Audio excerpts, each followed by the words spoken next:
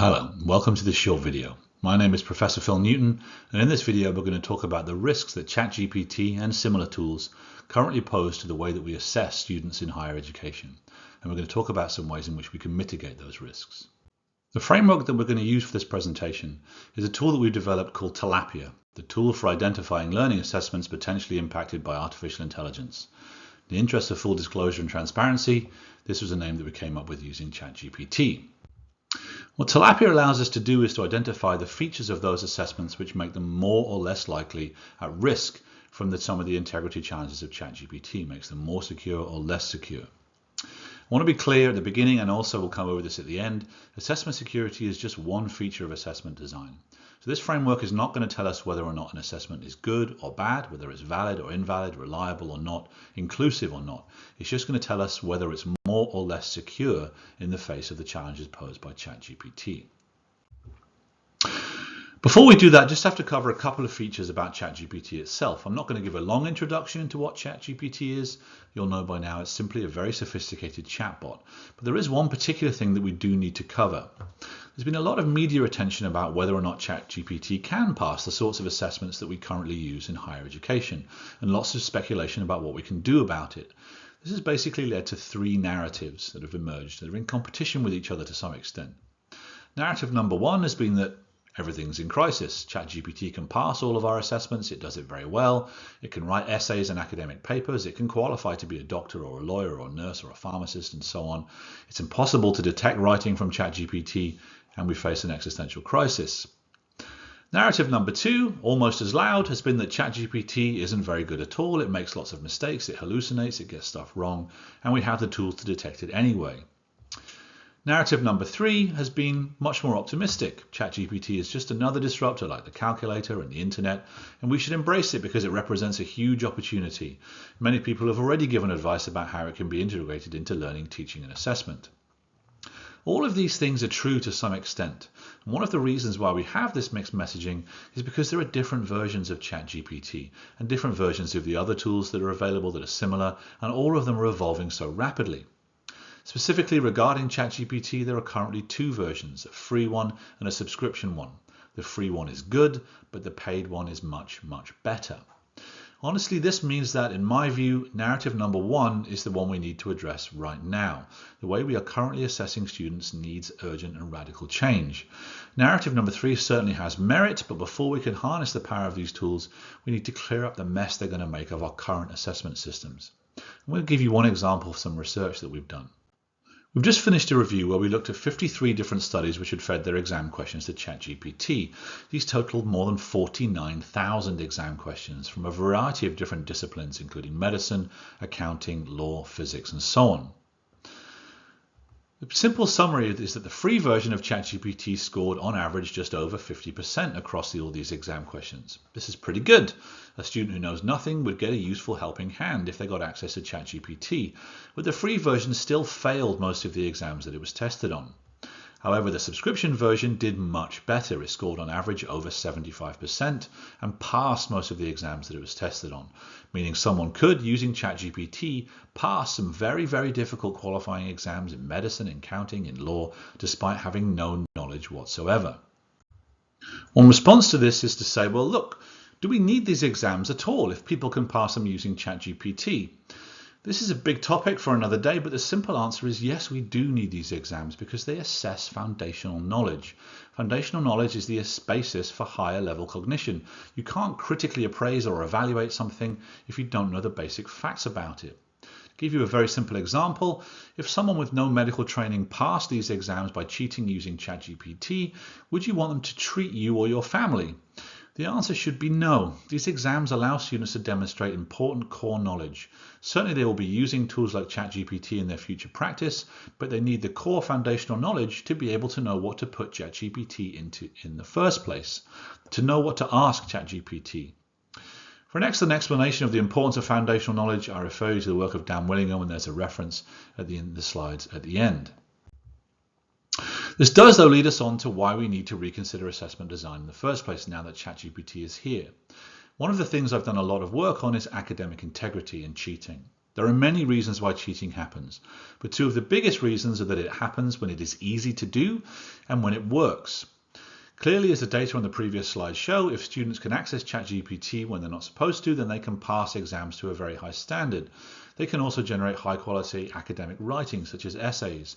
These tools, ChatGPT and others, are going to be embedded in every piece of software that students currently use to complete these essays, things like Microsoft Word. So we need to reconsider how we design assessments, and that starts with identifying those assessments at risk, and that's how the Tilapia tool has come into being. What then are the features of assessments which are more or less secure to the integrity threats posed by ChatGPT? We're going to run through them now. Many of them interact, they overlap, and none is perfect. Just to re-emphasize, this is all about relative risk and relative security. The first feature is whether the focus of the assessment is specific or general. The broader the topic, the easier it is for ChatGPT to answer the questions. Alternately, where an assessment is grounded in a specific context, then it becomes harder. This is not about the application of knowledge to the context. ChatGPT is quite good at applying knowledge, but it's not very good at applying it to a very specific context, particularly where that context would not have been covered in its training data. A simple way to think about this is, if you ask ChatGPT to tell you how to make a cake, then it can do that very, very well. If you ask ChatGPT how to make a cake using the tools and ingredients in my kitchen, which you've never been to and you don't know the layout of, then ChatGPT will be much less useful. The next feature is whether the assessment tests foundational knowledge or advanced learning. We've sort of covered this, but a simple summary is that ChatGPT is better at those assessments which are at the lower levels of Bloom's taxonomy. ChatGPT can do quite well at higher level tasks, at problem solving, it can do well at mathematics and so on, but it's just not quite as good as that as it is at the core foundational knowledge, at the factual knowledge. The next feature, which is a very strong one, is the distinction between practical assessments and other tasks which are written or simpler exam formats like MCQs. Obviously, ChatGPT cannot perform. It can't do laboratory tasks or presentations. It can't get on a stage. It can help in the preparation of these practical assessment formats, and this preparation might be an area where ChatGPT could be brought into the design of assessments. These sorts of assessments, practical assessments, are also in general just more authentic and relevant. A good assessment is always basically a measure of what someone can do. The next feature is also strong. It's the distinction between an in-person assessment and an online assessment. It's obviously far easier to restrict access to ChatGPT in person. Plus, the assessment of a student is likely to be more reliable if the assessor and the student are in the same physical location. Again, though, there's a trade-off here. There's lots of benefits to online assessment and online learning in general, so this is not going to be suitable for all situations. Unseen and seen refers to the exam questions or the assessment questions themselves. Many authentic approaches to assessment will give students access to assessment questions before the assessment itself, for example, by giving students exam questions a few days or weeks before an exam, but giving students essay titles at the beginning of term. Most essays and coursework would fall into the category of seen. However, obviously, the longer the student has access to assessment questions or assessment tasks, the easier it is for them to find time to use ChatGPT to help them with it. Again, you may want to do that by designing it in, but where you want to assess core foundational knowledge, that's going to be problematic. You want the assessments really to be unseen. Supervision or invigilation or proctoring is obviously another important protective feature. It's not perfect, but an unsupervised asynchronous assessment is much more at risk from ChatGPT. Supervision does not have to be in person. A supervised assessment can take place online. That does somewhat weaken the supervision.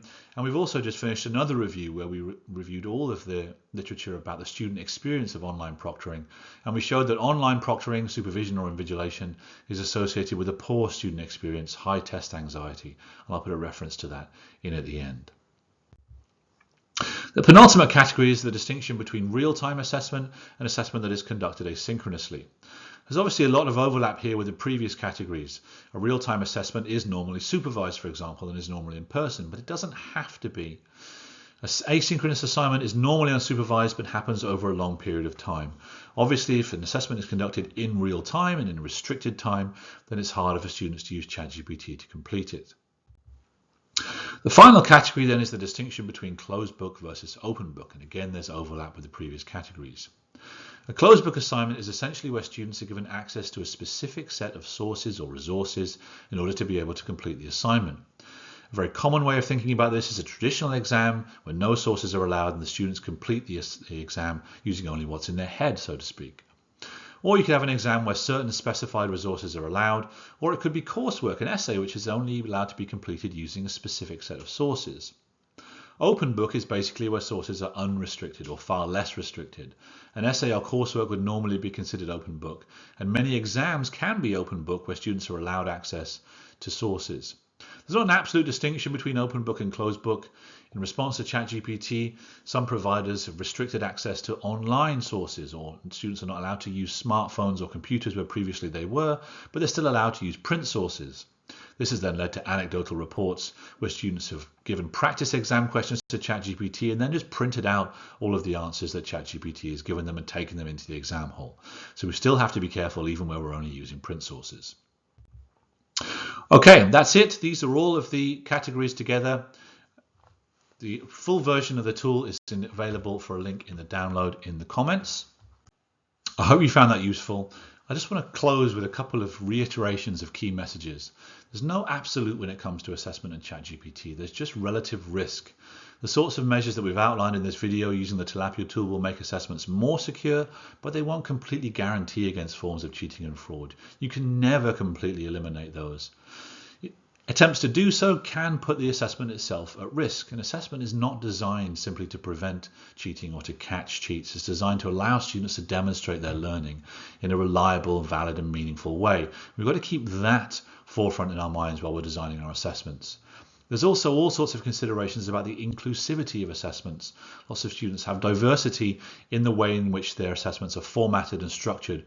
The answers to how we keep those whilst redesigning to mitigate some of the challenges of ChatGPT is something we really do need to have a serious think about. But hopefully some of the approaches outlined here will be useful.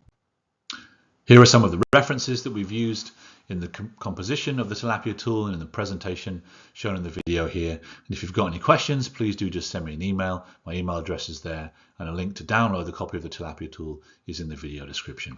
Thanks, and I'll see you in another video. Bye-bye.